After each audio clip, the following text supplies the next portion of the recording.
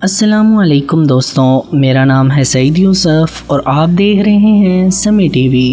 دوستوں، آج سے تقریباً 21 سال پہلے 11 ستمبر 1999 کو زمین کے گرد گھوم رہے ہزاروں ایسٹرائیڈ کی آبزرویشن کے دوران لنکن نیئر ارتھ ایسٹرائیڈ ریسرچ یعنی لینئر نے ایک انوکھے ایسٹرائیڈ کو دریافت کیا، اور اس کے کچھ ہی دنوں بعد یعنی 23 دسمبر 1999 کو Goldstone D S N کے ذریعے راڈار امیجنگ کی مدد سے اس ایسٹرائیڈ کی کچھ تصویریں بھی لی گئیں جو اس وقت ہماری زمین سے بہت ہی قریب سے گزرا تھا۔ دوستوں، اس ایسٹرائیڈ کا نام تھا بینو، اور یہ نام ایک میتھولوجیکل ایجپشین برڈ کے نام پر رکھا گیا تھا۔ اب آپ کے من میں یہ سوال آیا ہوگا کہ اگر ہزاروں لاکھوں ایسٹرائیڈ میں سے یہ ایسٹرائیڈ بینو کیوں اتنا انوکھا ہے اور ہم اس کے بارے میں بات کیوں کر رہے ہیں؟ کیا یہ ہماری زمین کے لیے خطرناک ثابت ہو سکتا ہے؟ تو دوستوں، آج انہی سب سوالوں کے جواب لے کر حاضر ہوا ہوں۔ ہم جب بھی آسمان کی طرف دیکھتے ہیں تب ہم یہ سوچنے پر مجبور ہو جاتے ہیں کہ یہ سورج، چاند، ستارے اور ان کا یہ خاص مدار میں گھومنا آخر کیسے ممکن ہوا؟ ہماری گلیکسی ملکی وے میں اربوں کی تعداد میں سیارے موجود ہیں، اور پچھلے کئی سالوں سے ہم انسان اس یونیورس کو آبزرو کر کے بہت سی معلومات اکٹھی کر چکے ہیں، لیکن ہمارا اس زمین کے بارے میں جاننا ابھی بھی باقی ہے۔ اور اسی دوران ہماری نظر اس بینو نام کے ایسٹرائیڈ پر پڑی، جس سے ہمیں ہماری زمین اور دوسرے سیاروں کے راز کا پتہ چلنا تھا۔ بینو کاربن سے بنا ایک ایسٹرائیڈ ہے، اور سائنسدانوں کے مطابق یہ کبھی زمین کا ہی حصہ ہوا کرتا تھا، اور یہ ایسٹرائیڈ زمین کے کافی قریب سے گزرتے ہوئے سورج کا چکر لگاتا ہے، اور اپنے آربٹ میں گھومنے کے دوران یہ کبھی کبھی زمین کے بہت ہی قریب آ جاتا ہے، اور اسی وجہ سے ہم آسانی سے اس کے پاس جا کر اس کے متعلق انفارمیشن اکٹھی کر سکتے ہیں۔ اور سائنسدانوں نے بالکل ایسا ہی کیا، اور اس کی کھوج کے لیے 18 ستمبر 2016 کو OSIRIS-REx نام کا ایک اسپیس کرافٹ بھیجا گیا، جس کا مقصد تھا بینو ایسٹرائیڈ پہ لینڈ کر کے اس کے سیمپلز کلیکٹ کر کے واپس زمین پر آنا۔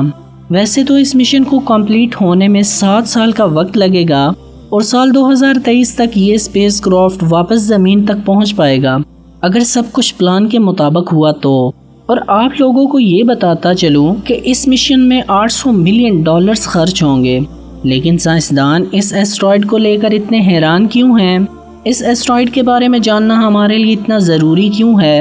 ویسے تو اس سے پہلے بھی کئی مشن ایسٹرائیڈز کی انفارمیشن اکٹھی کرنے کے لیے بھیجے گئے تھے، لیکن OSIRIS-REx نام کے اسپیس کرافٹ کے ذریعے پہلی بار ایسٹرائیڈ پر لینڈ کر کے اس کے سیمپل کلیکٹ کرنے کے بعد واپس زمین پر پہنچنے کا پلان کیا جا رہا تھا، اور اس پلان کے مطابق 3 دسمبر 2018 کو 2 سال کے لمبے سفر کے بعد OSIRIS-REx بینو کے کافی قریب پہنچنے میں کامیاب ہوا، اور ہمیں اس ایسٹرائیڈ کی کافی ساری ڈیٹیلز فوٹوز بھی بھیجی تھی، جن فوٹوز کی مدد سے پہلی بار کسی ایسٹرائیڈ کو اتنی باریکی سے دیکھا گیا اور اس کے متعلق انفارمیشن اکٹھی کی گئی۔ لیکن سوال یہ ہے کہ اس ایسٹرائیڈ کے بارے میں جاننا ہمارے لیے آخر اتنا ضروری کیوں ہے؟ تو آئیے جان لیتے ہیں۔ انسان اپنی تخلیق سے اس بات کو سمجھنے میں لگا ہے کہ ہمارے اس جہاں کو بنانے کا کیا راز ہے، اور اس کا جنم کیسے ہوا تھا، اور بینو شاید اس کام میں ہماری مدد کر پائے۔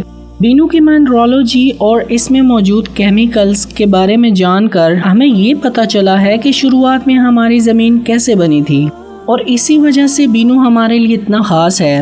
اس کی شیپ لٹو جیسی ہے، جو کہ 4.5 آورز میں اپنے ایکسس کے گرد چکر مکمل کر لیتا ہے، لیکن سورج سے آنے والے تھرمل فوٹونز کے مومنٹم کی وجہ سے وقت کے ساتھ ساتھ بینو کی اپنے ایکسس کے گرد روٹیشن بڑھتی جا رہی ہے، جسے یارکواسک ایکسلریشن کہا جاتا ہے۔ اس کی irregular شیپ کی وجہ سے اس کی بڑھتی ہوئی روٹیشنل سپیڈ وقت کے ساتھ ساتھ اس کی پروجیکٹری کو بھی چینج کر رہی ہے، اور سائنسدانوں کے مطابق آنے والے کچھ سالوں میں یہ ہماری زمین سے ٹکرا جائے گا۔ ریسرچ سے سائنسدانوں کو یہ پتہ چلا ہے کہ 2060 میں بینو زمین سے 7,50,000 کلومیٹر دوری سے گزرے گا، اور سال 2135 تک یہ زمین سے 3,00,000 کلومیٹر دوری سے گزرے گا، یعنی چاند جتنا دوری سے گزرے گا۔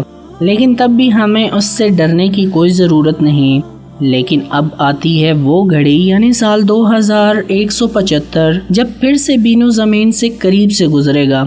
تب سائنسدانوں کے مطابق 2700 میں سے ایک بار یہ زمین سے ضرور ٹکرا سکتا ہے، بینو کا سائز 262.5 میٹر ہے۔ اس کے سائز کا کوئی بھی ایسٹرائڈ زمین سے ٹکراتا ہے تو وہ کسی بھی شہر کو پوری طرح تباہ کر سکتا ہے۔